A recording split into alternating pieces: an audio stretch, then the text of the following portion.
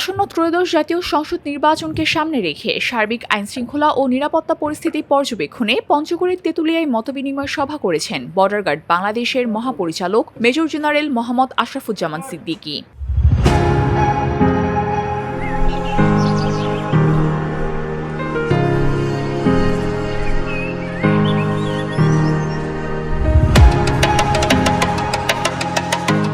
বৃহস্পতিবার দুপুরে তেঁতুলিয়ার সরকারি টেকনিক্যাল স্কুল অ্যান্ড কলেজে স্থাপিত অস্থায়ী বিজিবি ক্যাম্পে এ সভা অনুষ্ঠিত হয়। এতে বিজিবির রিজন কমান্ডার, পঞ্চগড় জেলা প্রশাসক ও রিটার্নিং কর্মকর্তা কাজী মোহাম্মদ সাইমুজ্জামান, পুলিশ সুপার রবিউল ইসলাম, জেলা নির্বাচন কর্মকর্তা ছাড়াও সেনাবাহিনী, পুলিশ, র্যাব, আনসার ও অন্যান্য আইনশৃঙ্খলা রক্ষাকারী বাহিনীর ঊর্ধ্বতন কর্মকর্তারা উপস্থিত ছিলেন।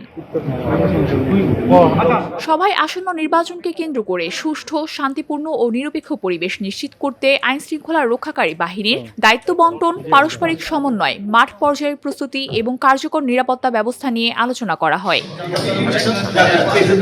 এর আগে বিজিবি মহাপরিচালক তেঁতুলিয়া সরকারি টেকনিক্যাল স্কুল অ্যান্ড কলেজে স্থাপিত বেস ক্যাম্প পরিদর্শন করেন।